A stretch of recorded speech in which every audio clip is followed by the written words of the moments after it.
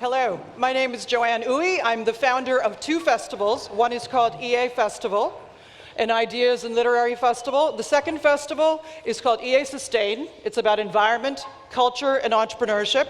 And referring back to Norbert's talk just now, I seek to create more of a unitary concept between those three different spheres of activity. And this session hopefully will be emblematic of that. I'm very fortunate to have been invited by Julia and Joe to convene and host this session. They came to the first two editions of EA Sustain, which have been held at First Sight Museum in Colchester. So it's a biennial festival. So please consider coming to it in 2026. In the meantime, and just a quick shout out to a series of events that I'm doing at Tate Modern, commencing next week, and also referring to Benedict MacDonald's talk earlier this morning, I will be doing a talk about nature recovery, entitled New Models for Nature Recovery, about the new category of finance and business models that fall under that rubric. But without further ado, I want to introduce my fantastic panel of three pioneers in the space of environmental art. You can refer to their bios, but in quick, short order, Veronica Sekules is the founder of the UK's first environmental art gallery, a commercial art gallery located in King's Lynn.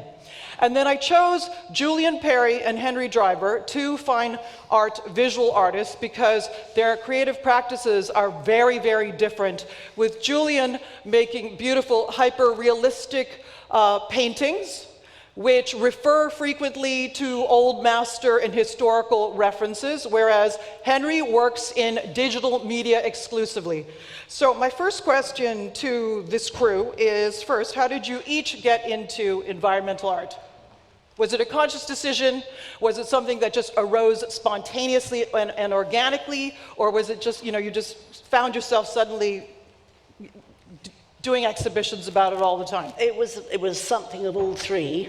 I started as an art historian, studying actually the Middle Ages. And that was a chance thing, but I became entranced by the distant past. And then I needed a job when I finished, I joined Friends of the Earth through a friend. And I ran the front office at Friends of the Earth for a couple of years. And then I did a PhD in art history and then went to work at the Sainsbury Centre for Visual Arts at University of East Anglia, where I started as a curator and then ended up running the education department.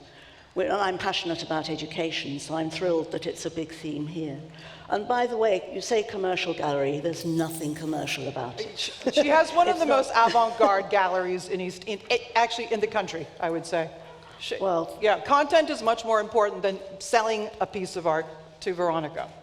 So no, you didn't actually, was it because of Friends of the Earth? It was really that, and actually, despite everything else I've done, the really most influential thing was working for an environmental pressure group, because I learnt how one goes from a person-to-person discussion about what's important to a wider community, and then working across from communities to networks, both bottom-up and top-down, through influencing politics.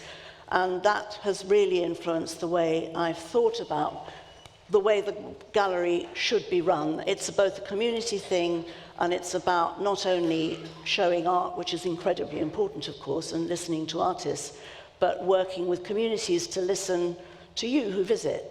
And everyone who comes in there gets talked to and discussed. I joke that I do more teaching in the gallery than I ever did running a university education department. Okay, Julian? Firstly, I'd just like to say how wonderful it is to be in a room full of people who believe in a future more biodiverse than we're looking at facing. You guys are amazing. You're working hard, I know, in lots of different ways, and I'm flattered to be here. That's what I want to say. Anyway. It was a paradox. I fell into my strand of nature painting and environmental issues, even though I'm associated with some of the bigger problems in a largely negative take on environmental issues, I actually got into this from a very positive sentiment. I was busy working in my studio in East London, and I suddenly got overwhelmed with the desire to hear a nightingale. And I had relatively recently learnt that there are nightingales in the Lee Valley Park. And this was about the year 2000. And I made my way up to Waltham Abbey, just more or less sitting on the North M25. And I did find and hear a nightingale, which was just thrilling, and it meant a huge amount to me, because it had been a sort of project to hear a nightingale for a long time, but I actually achieved it. And I had a sort of revelation. I suddenly thought, well, there are all these unseen hands who've created this environment, largely by coppicing, and I'm grateful that I live in a society with a community who are prepared to put in that work, a lot of them volunteers, but to invest in future birdsong. And that seemed about as positive an idea as I could kind of think of. And as a consequence of that, to answer your question, I immediately talked to my agent and said, I want to do a show about nature reserves. And he kind of was grateful, because I'd been painting tower blocks up until then. And he said, yeah, come back in a year's time with a load of pictures of nature reserves. There we go. How about Henry? So for me, it was a really conscious decision. About 6 years ago, I just couldn't see the point of making work about anything else. I couldn't feel inspired at all. And I thought, right, I'm going to make environmental work, and I'm going to try and shine light on ways that we can combat climate change. But that is a massive thing. And I thought, well, what is the focus going to be? How can I be genuine here? And the answer was just right underneath my nose. I come from a farming background. I used to farm. And at that precise moment in time, the family farm was transitioning to be regenerative, no-till, and learning more about that and the way that you can change farming systems, and also the way that you can completely cut down all your inputs, all your chemicals, all the tillage, by then looking after the life in the soil. And I thought, hang on a second, what life is there in the soil? Because at that point, I thought it was just dirt, rocks, and earthworms.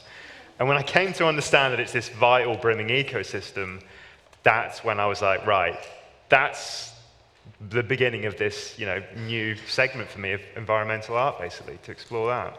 Now, it's a nice segue to go straight into your work, so I'm not going to follow the original sequence. I have your artwork, actually, Secrets of the Soil, right up on the video screen. So why don't you actually tell us about, this is a 30-second trailer, in a second. It's truly the city that never sleeps. Millions of life forms tirelessly interacting and creating fertility in our beautiful soil. Continued life itself on this planet is utterly dependent on these microorganisms. Except, we are in danger of wrecking this underground galaxy. So speaking with, my family, other farmers, and also scientists, and then starting to understand that in the soil is literally a galaxy of life, and it is absolutely vital to our survival. And I wanted to really bring that to life for audiences and to give a sense of that world and to try and capture its complexity and show that you can see how all the communications, all the various things that are intertwined and working together. But to do it in this kind of new way where you can explore it through video game technology, you can dive through it, you can interact with things, you can go through it with narration and subtitles. That felt like a way that I could bring in hopefully a really wide audience to this, element that I think hasn't really been represented that well. And it's available as a game and also as a video to try and make it as wide as possible to show that there is so much in this world that we can't see, that we really rely on. And this is just one glimpse of one of those ecosystems that is integral to us.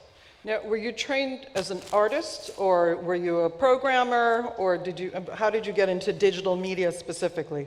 I trained as an artist, so this is all really self-taught and kind of, trying to bring it and capture that element, capture that magic and that beauty and vitalness in the soil. And then this is another kind of step along that way, is that I wanted to create projects which I think could encourage change, but also connect people to change. And this is a newer project where it's a video game and people will plant trees, create habitats and ecosystems, and then that's raising money to do that in the real world, and we're doing community projects, different planting, different rewilding. And that was about kind of giving hopefully a wide range of people, and people who might not have the chance to do that originally, to grow things, to make things, to build things, and see the beauty of nature, and see trees photosynthesizing, see them communicating through their roots, and to kind of hopefully have that as a first step for people to maybe get connected to that, but then also to be playing it and know good things are happening, trees are being planted, habitats are being created, and maybe then want to get involved. So it's all about trying to bring in more people to all of this, basically. Now you have a snippet of your video game playing. How does it actually work?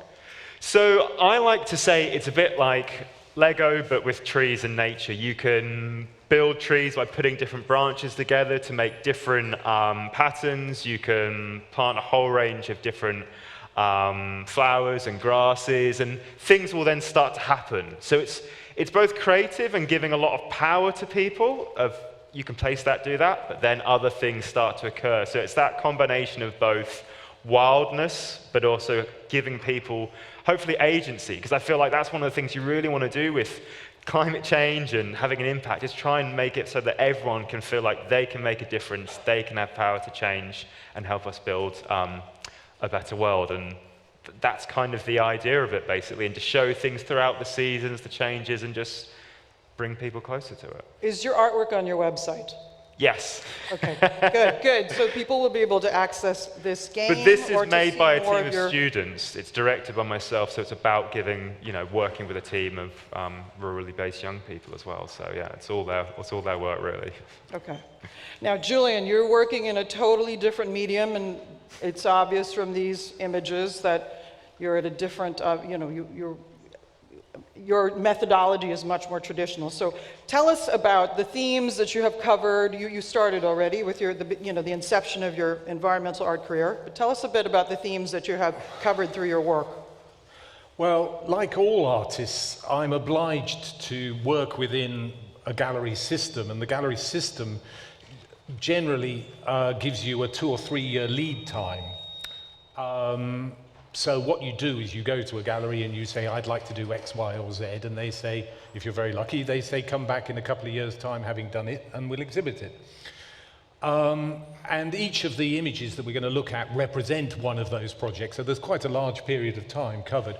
But the image behind me is called 3 Pollards, and it dates from a project called Testament, which was 3 years spent studying Epping Forest. I went to the Corporation of London at the Guildhall Gallery, offered me an exhibition and said, come back with an idea. I said I'd like to paint all the nature reserves within the M25. They said, no. Paint us Epping Forest. So I don't know why they wasted the time asking me what they wanted, because they knew exactly what they wanted, because they owned Epping Forest. So I then went away and I learnt an extraordinary amount about Epping Forest, which is fortunate because it's actually a very interesting place. It's spectacularly intertwined with social anthropology and management, land management. And basically it was managed, William Morris, when he went there in the 1860s, said there isn't a single tree that isn't pollarded, which is fascinating because it reflects the industrial nature of the way that the forest was managed.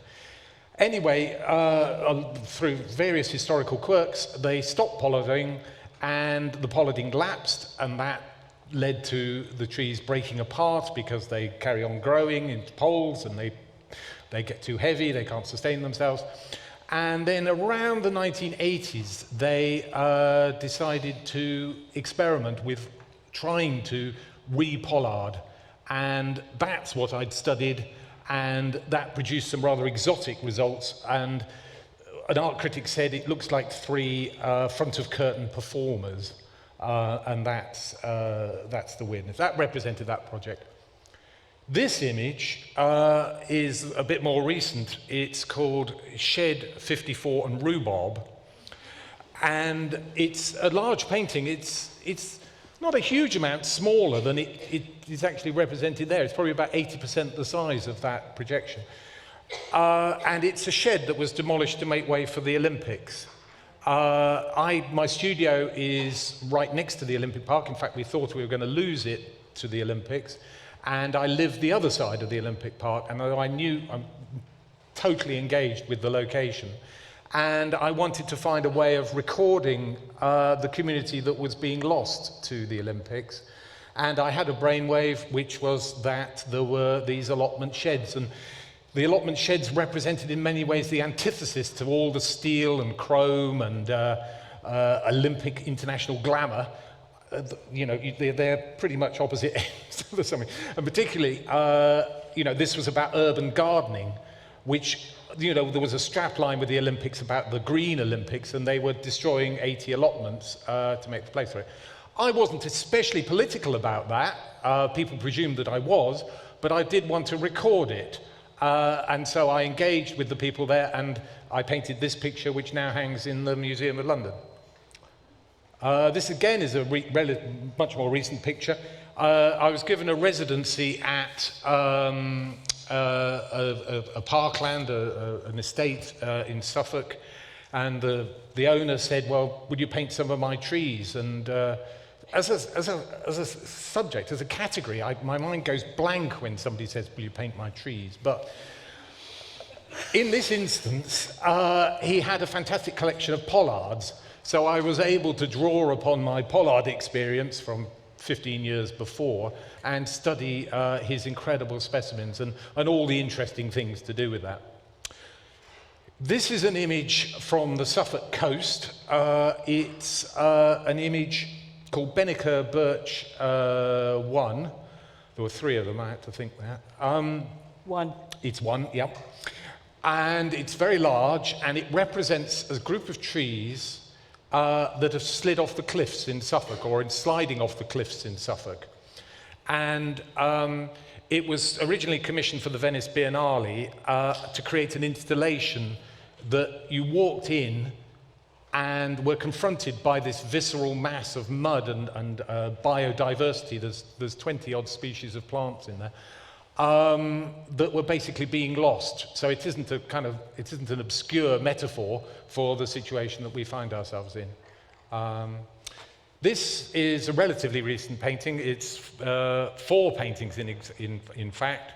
It was created for my big one-person show at Southampton City Art Gallery, and it's called Altarpiece to the Assumption of CO2. And it's entirely secular, but it echoes the forms of a Renaissance altarpiece. And there are locations I found around the Suffolk coast, and it was exhibited in a very darkened room playing the music of Hildegard von Bingen. So I was evoking a sort of church-like space to represent the drama and tragedy of coastal erosion as expressing rising sea levels as an expression of climate breakdown.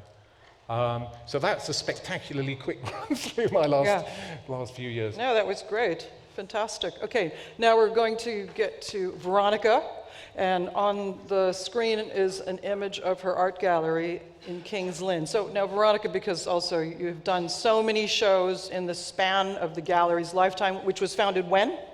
2016, so it's Okay. 8 years old.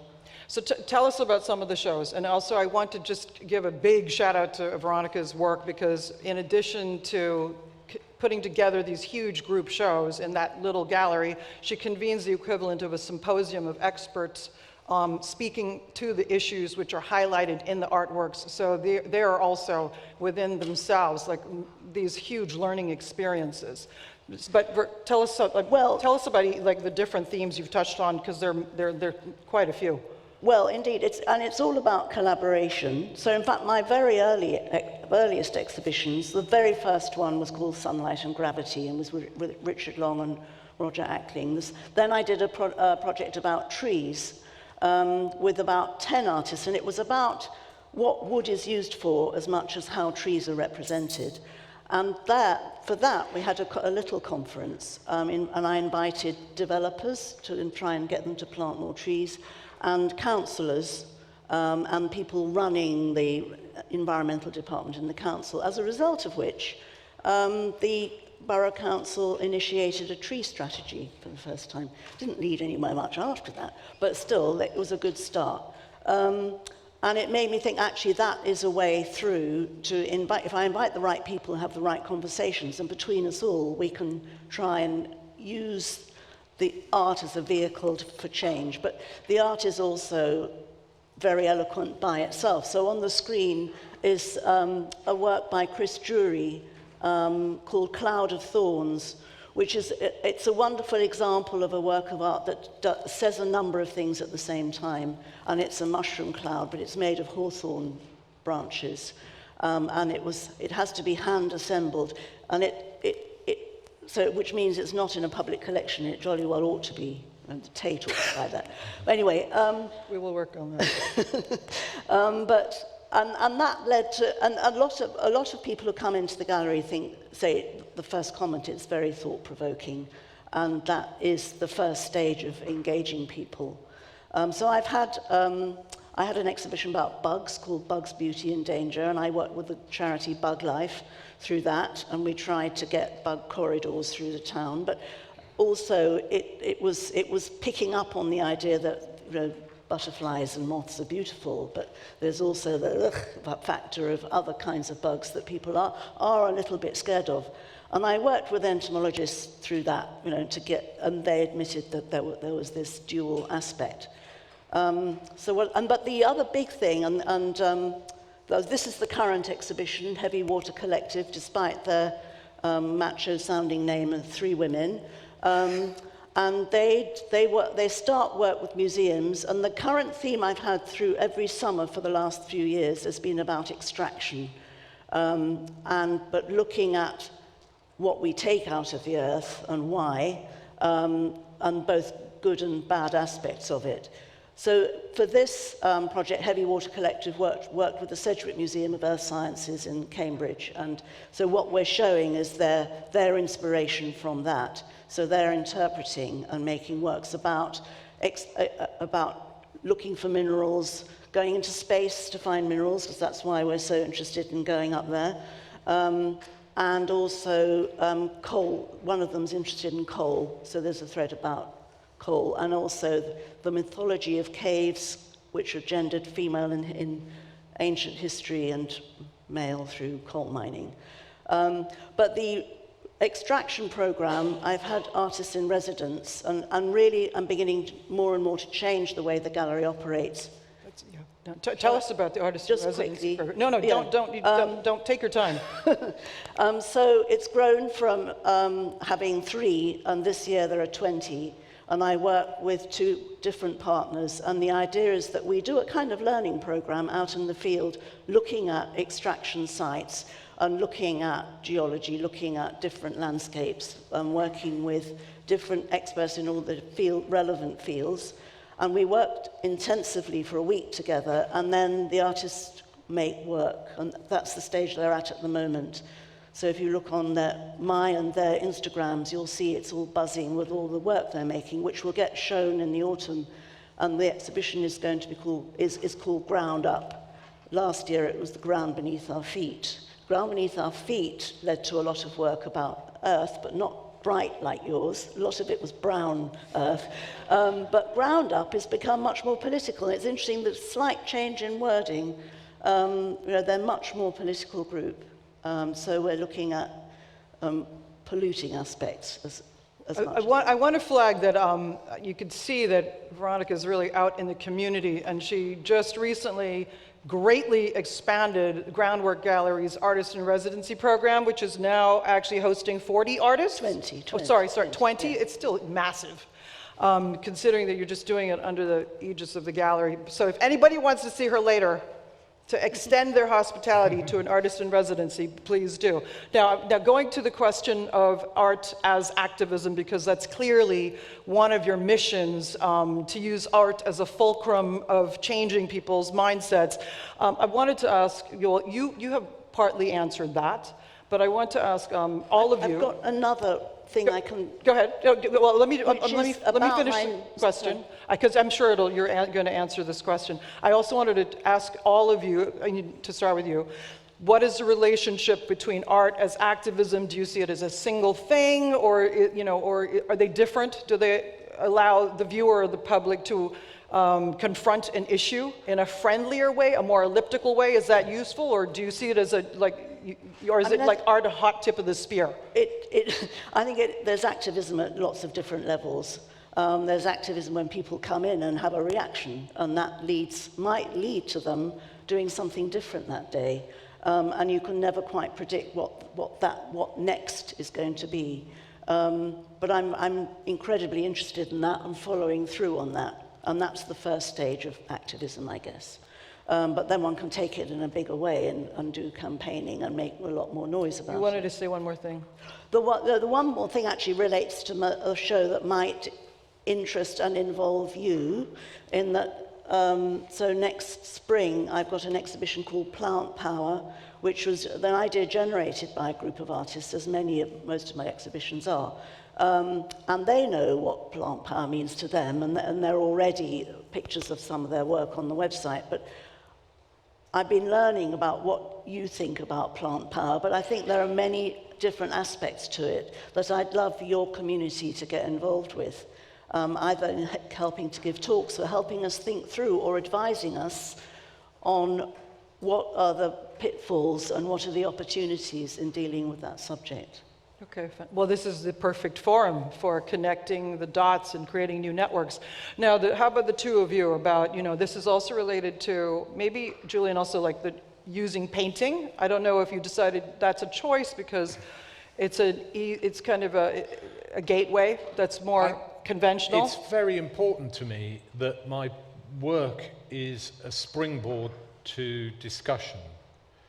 But more important is that my work is an intimate communication with individuals in a very, very traditional kind of way. My language, my visual language, my techniques are anachronistic. Basically, they're rooted in previous techniques. And so, in a sense, is my sensibility, my ambition for the work is to achieve a communication with the audience on a very kind of personal, intimate sort of way.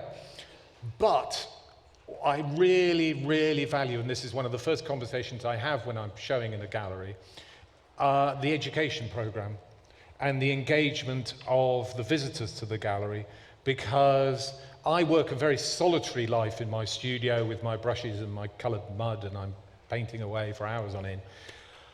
And I really like to make up for that when there's an exhibition and the schools visit, and there's all sorts of weird and wonderful stuff happens, because that's what happens when you invite people in to see your work. And that's very, very important. And I think about that when I'm at the sharp end painting the things. What will the little kids react? And I'll just tell one very simple little story. The altarpiece thing that I showed you had a trompe-l'oeil branch or tree log at the bottom of it on a black background. And I was talking to the gallery curator, and a little girl ran the length of the gallery, smack straight into it, trying to grab hold of it because she was convinced it was three-dimensional. And she was fascinated, and I saw somebody learning something right in front of my eyes in that precise moment. And she took photographs of it, and I can't imagine she won't remember that for a very long time. And that's the good side of my job, or one of the good sides of my job. Henry, what about you? Yeah, so for me, I think impact is really important. That's something I've really been striving throughout the years of working on these projects, is to do a whole range of things, hopefully, with the work. Yeah, the work is inherently educational, but I'm also trying to make it cool. I'm not trying to make soil cool or show how cool and amazing trees are. And so there's a mixture of raising awareness, connecting people to that, but also I want there to be impact, and I can look back on projects and go, that's had some real tangible, real-world action that's come from that. And that might be inspiring individuals, collective action, but also just things that the project are doing. So, for example, whether that's habitat restoration, wilding, tree planting, but also within that, I think being really conscious of production. So we've invested in a solar panel array, which makes more energy than we possibly use in production, and should hopefully cover all, the numbers of people playing stuff. So it's about, for me, it's this holistic thing of hopefully bringing people together, encouraging individual, collective, and also hopefully policy change, as well as also, looking back at a project and saying, we've done that, we've done this, done that change. Because I think realistically, we've got to demonstrate this thing, and I think, sadly in the art organizations, there's a lot of, I think, half-assed efforts in environmentalism, and I think that's something that I really want to then, try and do my best to kind of, add activism and impact to the work and bringing people together. Okay, well, you're doing that, and I can't wait to play the video game. What's after trees for you? I think it's going to be gardens, if I'm honest. Have you been influenced by this symposium? Yeah, absolutely. I mean, I've gone from fields to parcels of land, and I think the next has got to be gardens, and that could be anything from balconies, windowsills, to any spaces of trying to get people to zoom in on just the incredible things that are there, whether that's, lichen, might be a lichen garden or something like that, or a moss garden, I don't know, anything, just something where you're bringing... Consult some of the people in the audience. Yeah. What about you, Julian?